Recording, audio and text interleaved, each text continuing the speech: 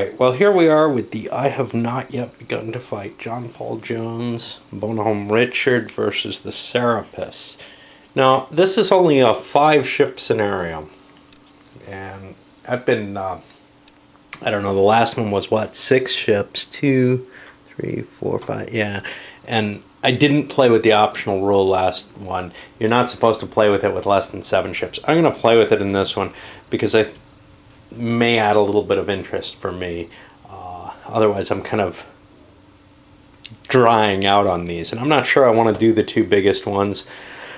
Again, this is my favorite naval game that I've seen so far in terms of tactical naval games, but even so, it still is not terribly exciting to me. Now, I'm excited by the concept of naval battles. It's just when they're translated to board games, they don't work for me terribly well.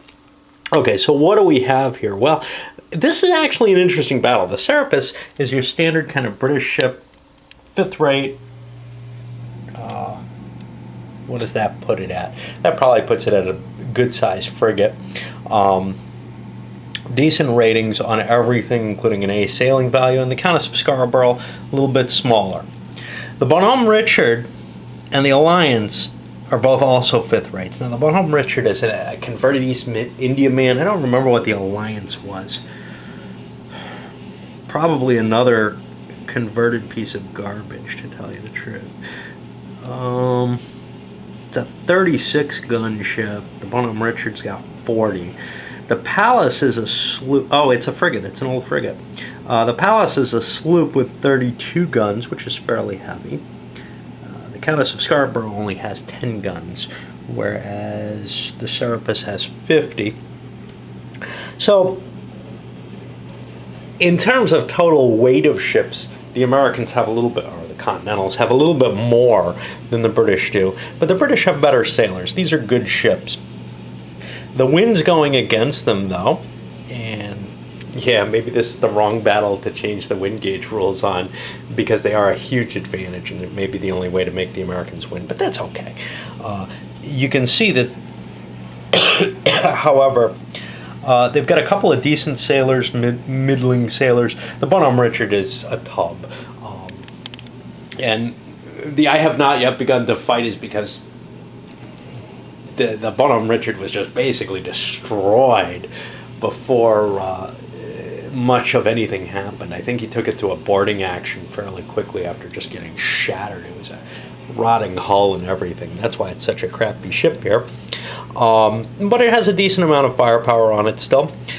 The Alliance starts the game with a wheel critical, which I'll put down, which doesn't have a lot of effect, right? Well, I don't know. He's only got a 4 crew value on that sucker. It's unable to really maneuver, and it's already having penalties on it.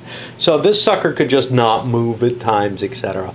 And, so just because the Continentals have more gun power, or firepower, they may not be able to actually bring it to bear very quickly. So this is kind of an interesting battle. Still, there's going to be a lot of luck because you got these rolls for whether the Alliance comes into the fight or not. All right. Well, let's get forward. All right, let's kick this off. Oops, I haven't flipped my counters and figured out my speeds. Well, we get to see that again, huh? Okay, so we're beam reaching here, which for a C means they're going 3, and likewise here with port maneuvers, and for a B, a beam reach is also a 3, a port maneuver. Over here, the Brits have an A, and they're also beam reaching. We're just cutting that wind down here, which gives them a, 4. And they're just going ahead, whereas these guys will be making a port turn as well. Now for these guys, a port turn is actually working against the wind more, whereas for the Americans or Continentals, they're turning so that they get the wind in their favor. All right, so what do we got for movement? We got 2 4s here, and well, This should be a 4. 1 for the Americans max, but we've got to make a wheel roll for the Alliance. And it gets a big 6, so it doesn't get a counter at all. That's nice. Let's keep it out of the battle. Alright, and this is turn 1. Yeah, that's the turn record track. Okay, so the Brits have the choice of who to force to move first. We're going to force the American to go first. So that's a 3, and he'll swing, and that's his whole move. Alright, now, because I'm playing with the option, the Brits must go. They can't leave it to the Bonhomme Richard, which actually, that's kind of neat. And ahead, not a lot to this. The only question is, do I want to fire 2, 4, 6, 8, 10 movement? The answer is maybe. Why maybe? Well, 10 movement means I'm going to be at minus 50. I'm not going to get a first shot at this range. I could shoot at the... I can't possibly hit, so I'm not going to shoot. And then we got this port here, which will go 3. And I can't turn like this, so I'll go like this, and I'll be beating. And that can't be good. But that puts it on the Bonhomme Richard. We'll sail, and we want to be broad reaching. We don't want to be running. I set this guy up so he's running, and that was kind of a mistake. At this point, the U.S. should be getting the wind gauge seaport, and we'll see what the second turn is like. Okay, and the speeds on these suckers gives the Continentals the advantage here because they have 2-speed 4 ships. Actually, maybe 3 against the Brits with 1, but I gotta make that wheel check there. Hey, we get to move this time. So the U.S. has the first option to force a move. Well, we're gonna force the Brits to move ahead. That's their counter. And again, at 3, 4, 5, 6, 7, 8, that's minus 40. Already, you know, I have almost no chance of hitting with a 53. Our size is the same, so I'm going to hold fire. You have to get really close to get a shot off in this game. But that means it's all the Continental ships that must move next. Now, the Bonhomme Richard at 2 is not gonna make a fire at that range. I'm gonna get closer. This is a starboard turn.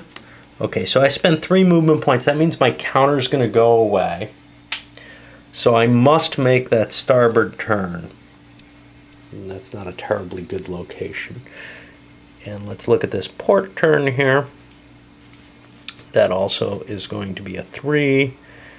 And we'll take our turn and get our counter off. And now the fastest ship remaining is the Brits. They just did an ahead, so they just come off. No biggie there. But now we come to the first of the possible fires. So does the Bonhomme Richard wish to fire at this range? This is 2-5.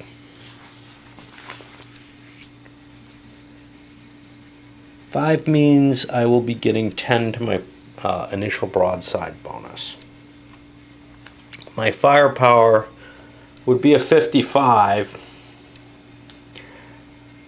Rigging fire would be penalized. If initial fire is allowed, rigging fire is damaged. It's an appealing idea. If I could cause 2 rigging hits on the Serapis, I can weaken it tremendously in this game. Now, you're not going to be able to do what historically was done here, which is that John Paul Jones captured the Serapis and managed to use it as a fighting platform and fire. I don't remember whether the Countess of Scarborough got away, but he was firing.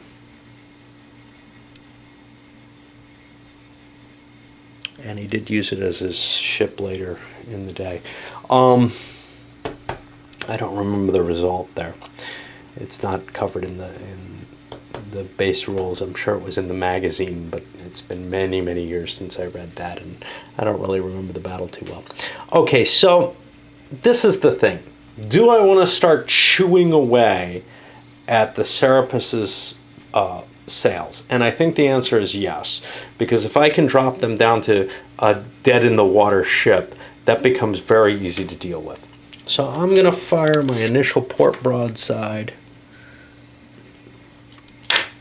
And what did I say? It's 3, 4, 5, so it's equal. So if I get a, well, I need a 45 to hit. That's all she wrote. And I get a 22, which does a rigging hit to the Serapus. That's not enough to have an effect, but the critical is, and that was kind of a bonus. The critical's a 5, which is a mast. That's exactly what I wanted. Taking a mast down means one more rigging hit, and the Serapus isn't going anywhere, and also that mast hit is going to reduce its maximum speed to 4. Nice combination there. All right, on to the American ships have they've got the wind coming right how they want it. So they're going to have the maximum speed. I got to make that wheel check again. Yeah, he gets to keep his move. Bonhomme Richard moving down. Now the Brits are trying to be tricky here. Attack and aware. See how that kind of works out. The problem is their speed of 4 here is the same as here, so the Americans get the choice here. Unfortunately, they do have to move here, and this is just a straight ahead move, as is this. Trying to bring our guns into play, our firepower superiority. Okay, now we're on the 2-4s. Now, a port move would allow me to fire at a closer range than the Brits are going to get. I'm just going to keep moving forward. I'm going to open fire here. I'm at range 4. That's still minus 10. I get another minus 10 for going for rigging. I've only got a 25, but I got a chance of finishing off the Serapus as really an effective unit here if I get lucky. I do not get lucky. And we'll flip the bottom over. Alright, that puts it on the British wear. And they want to fire, I assume. That uses up their entire movement. Range 5. Yeah, I'm going to open up with my starboard guns. And make sure the numbers are correct. It's going to take 5 hits to crush that thing. I could go for rigging shots of my own, but here's the thing. I've got 2 effective ships facing that fairly early, so I want to hit it. So I'm going to take minus 10, but this is first broadside, so that counters out. So I've got a 53.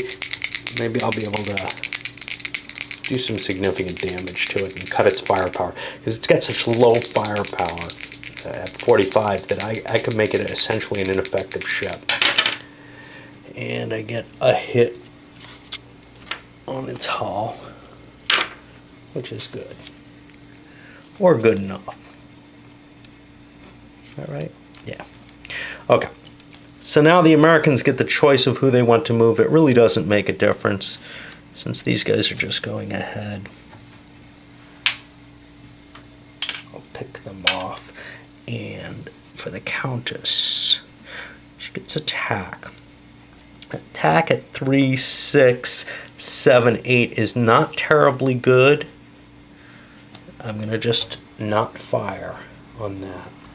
The goal here is to get the British ships into a position where they can shoot effectively. Now the Bonhomme has to make its port turn at this point. Now I could make the more severe turn. That looks risky. I'm going to go into this move here. But it's hard to tell how things are going to fall out. I think I'm going to have control over everything, but with the enforced speed movement, I can no longer just force the British to move whenever they like. So that's kind of an interesting option, and we turn the turn to 4. All right, another check on that wheel. Works. Americans have the wind gauge again with their 5-speed ships. They've got the wind coming perfectly still. So, well, they have to move those first. And they're just doing ahead moves here. They're getting awfully close. That's kind of scary. But here's a problem. The next moves are 3s. We're going to sail right in here, aft-rake it. No, not ass-rake, but close enough, though. So let's see, no penalties for what damage I have. I'm getting 45, puts me up to 65 for the rake. You'd be thinking they're shooting, but it's not simultaneously, you know, the movement's not happening in the way that it actually would. So the ship may be sailing away at the time that we're hitting here. Of course, this one is too. So it looks to me like that's going to be a 55, including shooting at the rigging. And that's pretty good. 55, that's not 2 hits, but all I need is 1. That sucker is dead in the water. Ah! That wasn't an aft rake, that was a bow rake. Wow, I didn't realize that. Okay, so let's flip this sucker over. Let's check what happened where we have that. So we got the critical, and I can never remember what the effect of this is. It's dead in the water, but does it have to make a drift roll?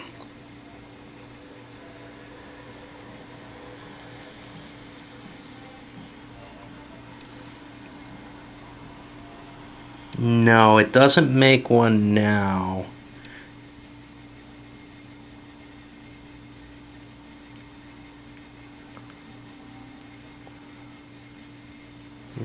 Don't think. Where's the drift roll? If it's taken aback or fails to perform a command. Yeah, so it's not something that happens for being demasted. However, we're not going to get a shot from the Serapis. And that means the Countesses are next. Well, not necessarily. But the Americans want the Countess to go next, just in case it can do something tricky. And what am I doing? Ah, I'm facing this way. Cool. 3. I can't go this far. I have to do my turn, so that's where I am. And that is not a rake.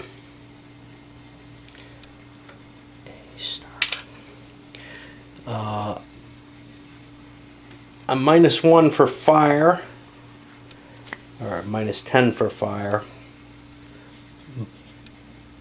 I don't want to hit rigging on this thing. I want to chew it up because I've already started that. So I'm going to play the Countess's starboard fire. And it's -10 for distance, but +10 for first fire. So I'm a 46. Let's see what we can do. We can miss. And now the other Americans get to go. Not getting anywhere. And here it looks like the Brits are in a lot of trouble. A lot quicker than they were historically. So the Americans cannot back sail here. One of the tricks, so for example, the Brits could back sail here, and then they might drift, but they'd still be able to get a fire off. And if they do that as their move, they get to sit where they are and take this kind of cool shot. That's something I haven't taken advantage of yet, probably because I forget about it. All right, onward. Okay, so again, with the wind in my favor, the U.S. gets to go first. Well, it's not really the U.S. yet, but I got that wheel critical. It doesn't look like I get to move this turn. Now, it would make sense if they had to move but couldn't turn. I don't know. Anyway, what do we have here? Highest speed is this guy going starboard. That's 2. Now, how much better is it going to get than this? I don't need to do anything to this ship. That's the problem. It's dead. I don't want to waste my first fire on it. Now, this is just ridiculous, right? I mean, I'm sailing by it. They're not firing. I'm not firing. But that's just sort of the nature of this game. You would never see this in some of the other sailing games, I think. But there's a lot abstracted here and a lot kind of wrong. Okay. Now we have 2 3s. Now here's the thing. The Brits have a wear command. They can do one of 2 things. Well, one of 3 things, honestly. They can back sail and sit where they are and open fire at this range, if I let them go. They can wear and move away and open fire. In neither case are they going to get a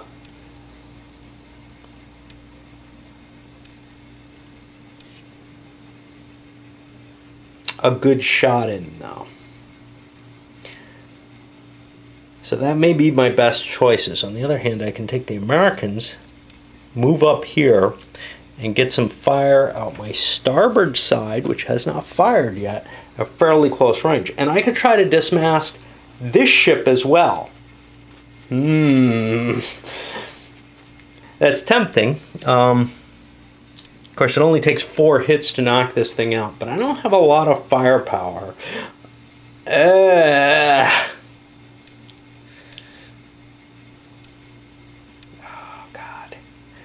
Hard call. Okay, here's the problem. I have to make my turn if I get here. If I am in this space, life could be very bad for me. What the hell. Alright. We sail in, we have to make our turn. Masts are, I am allowed to shoot there, am I not? Yeah. Question is masts or hull?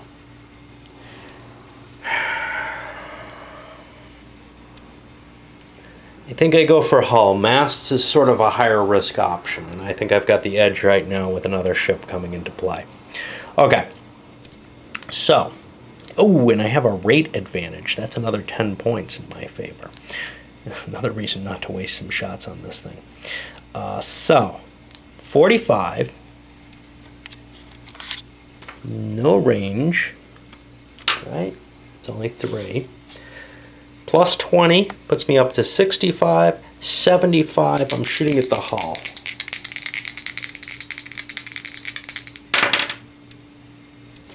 It's only 1 hit. That's a pity.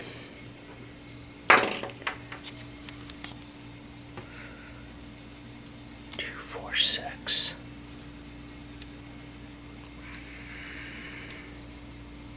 I'll move this guy forward at the same speed so I can do this. Now he's already made his starboard turn. I could have held off on this and taken it as my freebie, but I don't want that. I'm not going to make another turn here. That would put me kind of beating. And let's see. 2, 4, 6, that's minus 10. Going for the hull. I get plus 10 for first fire off the port. So I'm at even 43. Just missed. Alright, now comes the tricky part. What about those Brits? We're looking at... I can sit where I am. I could heave 2, which would allow me to... I don't know if I can go into the wind that way. I doubt it.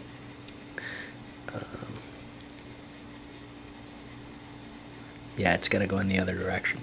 So I could back sail and sit where I am and fire at close range. I could wear and get the initial firing advantage. I think I want to fire at this range at the Bonhomme Richard. I've got a lot of damage I gotta do to it. And I've got a penalty for size. Oh. Alright, well, we'll just go for it. We're gonna back sails, because we haven't done that yet. Instead of wearing. And what we're gonna do, that's a 46, no penalty for range.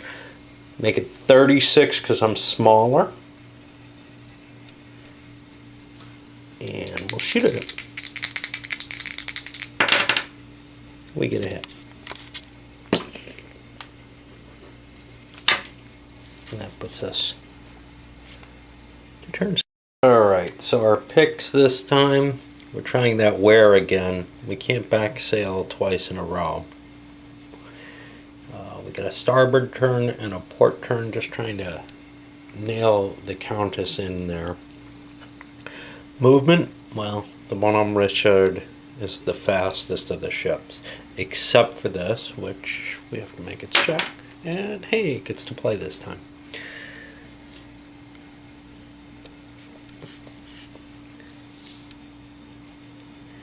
I am going to take that aft rake. That's a, okay. So I'm minus 10, but plus 20, so I go up to a 55. 10 more for rate puts me up to 65. We're going to try to pound this thing. 56, that's a hit. And the Countess is getting reduced. Now she can only take 2 more hits before she's done.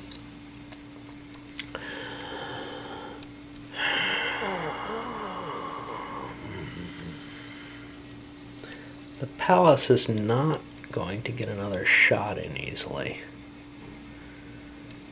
If I move, I'm not going to get it. If that swings into, if the wear takes place, I'm not going to get it. Heaving to, the English can do, if they so desire. I don't know if they see any real reason to. They'd be shifting into this kind of position.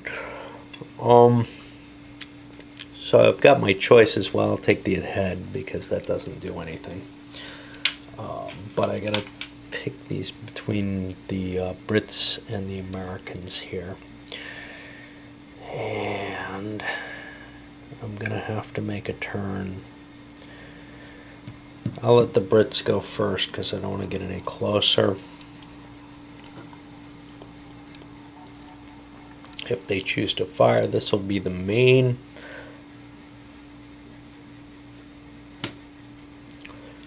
That'll be port. See, I could be moving quite rapidly at this, faster than anything else, and then I could get first fire. Yeah, we'll do that. So wear is good.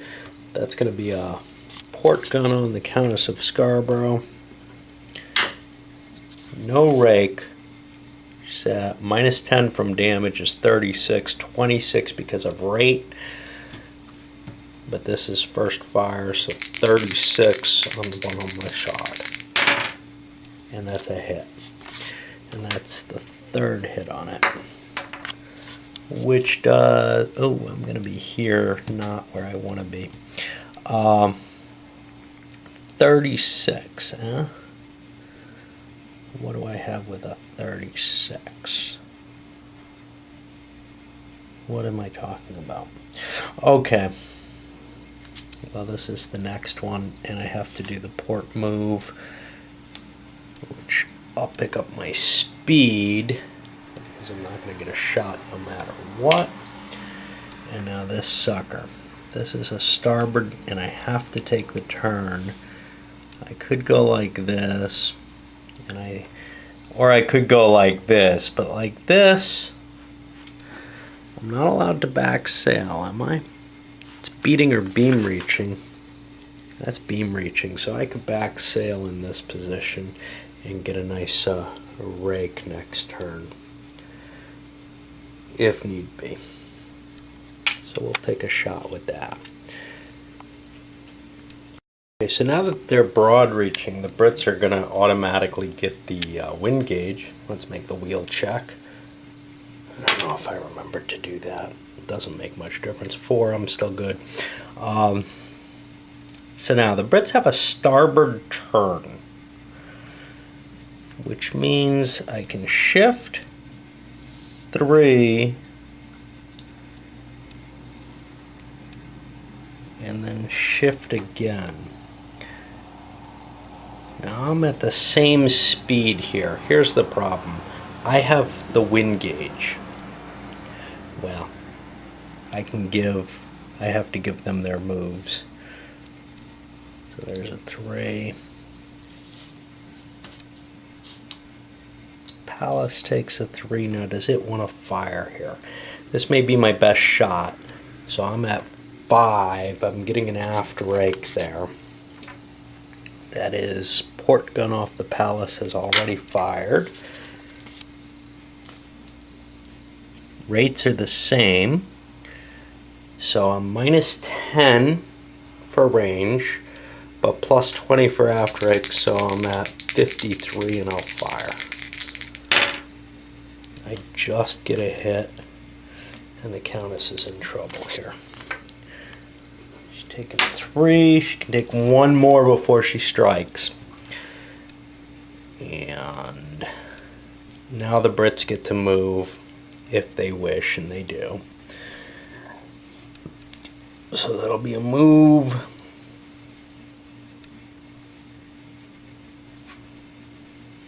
We want to get some speed going again, and we'll open fire there. And that is, I'm down 10 for size, so for damage, so 36, 10 for size, 26, but it's an aft rake and a starboard, not first fire. Okay, so an aft rake sounds like it's at even to me, so I got a 46 going in here, and I miss. Okay.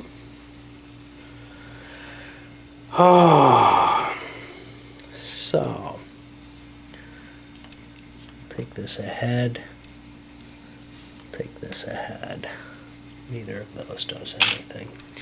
And now the question is, what about the Bonhomme Richard, which is doing a port turn? Now, I can swing and get a shot in that way, and that may be enough to get me my final hit. Not that they strike automatically at that point, but essentially as soon as I move up, they will. So, do I have another option here? I cannot back sail.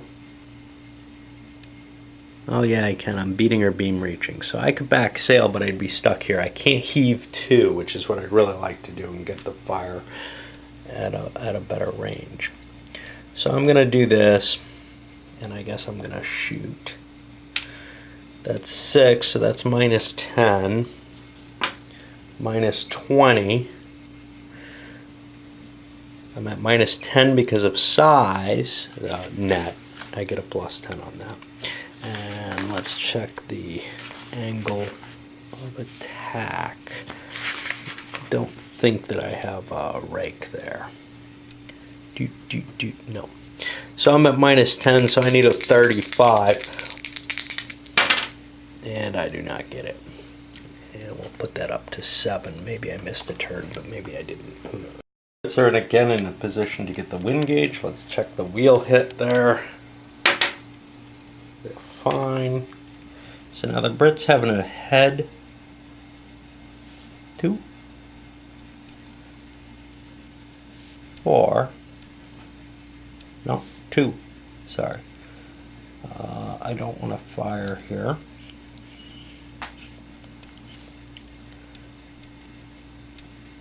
So that's 2 for him. He's not firing. 2 for him. Nobody's firing. And now this is our fastest ship. 2 more on the ahead. And here's the thing. With that port move, I'm going to be crossing its T, not necessarily, but I'm going to get a good shot at it. I'm going to hold fire here and try to take it in this space, figuring I can get pretty well. Oh boy, no, I can't risk that, can I?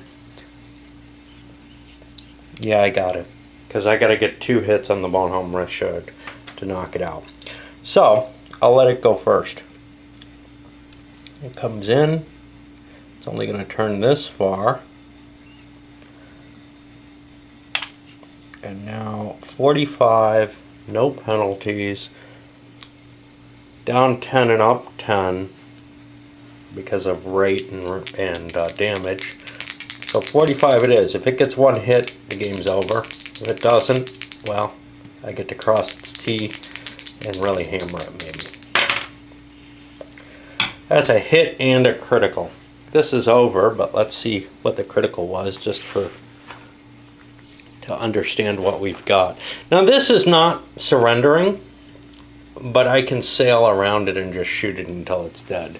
So it really is not a factor in the game. The only way it's a factor is if I try to capture it, then it'll fight back. 3, that's a wheel critical on it. Okay. No real big deal. It looks like I'm going to capture this ship. The question of whether or not I can pound the Serapis into surrender, or if it'll be so damaged that I'll have to sink it. I don't think that's really worth playing it out to find out. So this one's going